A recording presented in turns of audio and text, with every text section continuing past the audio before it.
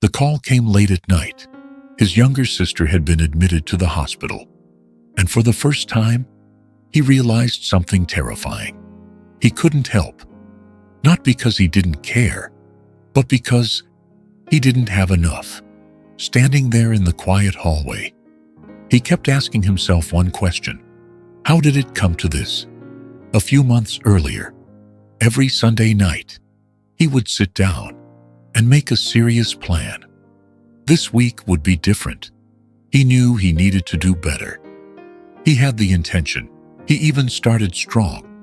But somehow, he never held on long enough. And the difficult truth is this: there are moments in life when you don't get another chance to fix it later. Ethan was 31 years old, a freelance graphic designer living in Austin, Texas. On the surface, his life looked fine. He had a few regular clients, a steady stream of small projects, and enough income to cover rent, food, and the basics. He wasn't struggling, but he wasn't moving forward either. And that was exactly where the problem began. Ethan wasn't lazy. In fact, he genuinely wanted to improve. He bought online courses, saved tutorials, and filled notebooks with ideas and plans. More than once, he told his friends, "Give me 3 months, and I'll be on a completely different level." But the issue was never his intention. It was his consistency. He would start strong, studying for 2 hours on the first day with full focus. The second day would still feel manageable. But by the third day, something shifted. He felt tired, a little distracted. He opened YouTube, telling himself it would just be a short break. One video turned into several. Before he realized it, the night was gone. The next day, he would promise himself he'd make up for it. But tomorrow never really came him the way he imagined. This pattern repeated itself quietly week after week. His plans stayed neatly written, but his actions never caught up. Still, because money continued to come in, nothing felt urgent enough to force a change.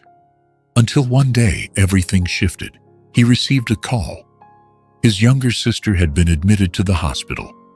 Ethan drove to Dallas that same night. The hospital felt cold and unfamiliar, filled with harsh white lights, the faint smell of disinfectant, and rows of people sitting in silence.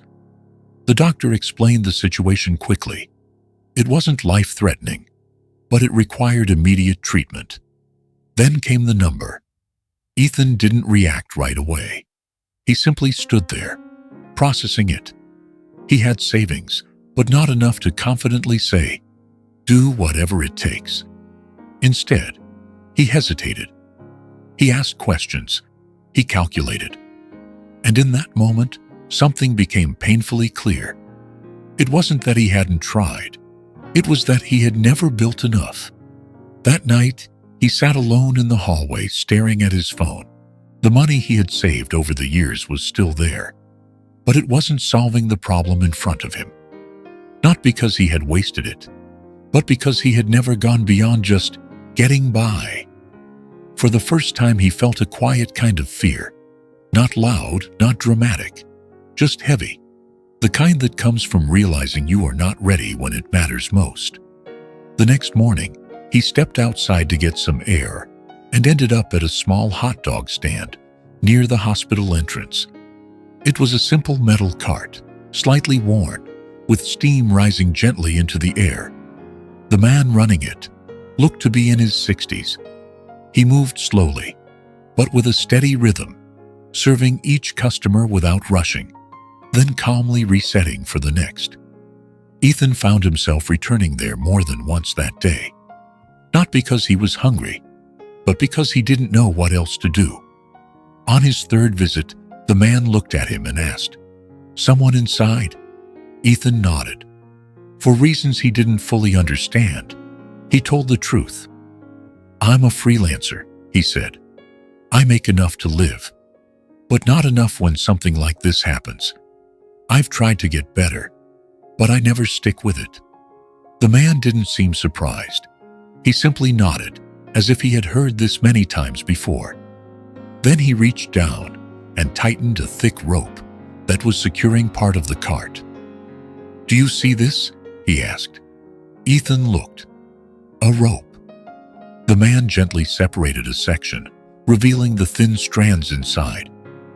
"None of these are strong on their own," he said. "But when they're twisted together, they can hold something much heavier than you'd expect." Ethan stayed quiet. "Your life works the same way," the man continued. "You're not lacking effort. You're lacking repetition." He adjusted the rope again, then added, "Every focused hour you put in is one strand, but if you stop before they build on each other, they never become anything solid." Ethan looked down at the rope, seeing it differently now. "Discipline isn't about doing more," the man said. "It's about coming back every single day." Ethan hesitated, then asked, "How much is enough?"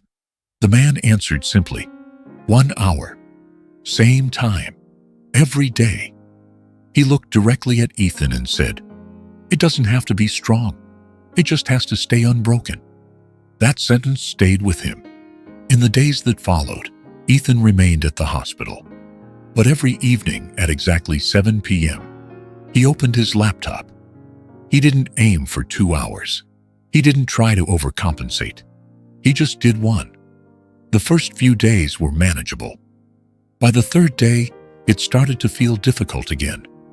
He was tired, distracted, and tempted to skip. But this time, he remembered the rope.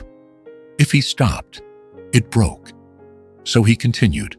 A week later, his sister was discharged, and he missed 2 days while helping her recover at home. When he returned, he saw the gap clearly. For the first time, he didn't make excuses. He simply started again. And this time, he didn't negotiate with himself. 2 weeks passed, then 3. There was no dramatic breakthrough, no sudden transformation. But something subtle began to form, a rhythm. After 2 months, he noticed that things were starting to connect. The knowledge that once felt scattered now made sense. He began taking on slightly more complex projects, moving carefully, but with more confidence. 6 months later, his income had grown noticeably. Not explosively, but enough to change how he lived. His life didn't look dramatically different on the outside. But internally, something had shifted. If the same situation happened again, he wouldn't be standing in the same place. Because this time, he wasn't just relying on what he had saved. He had built something, a rope.